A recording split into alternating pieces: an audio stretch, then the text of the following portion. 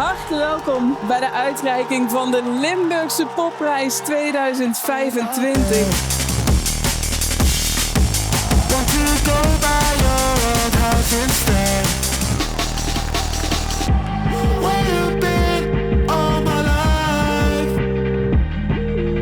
De winnaar. Isaiah Jimenez. Revolution. Nieuwe Nog Nacht Academy. Het genoeg Nonnevotte!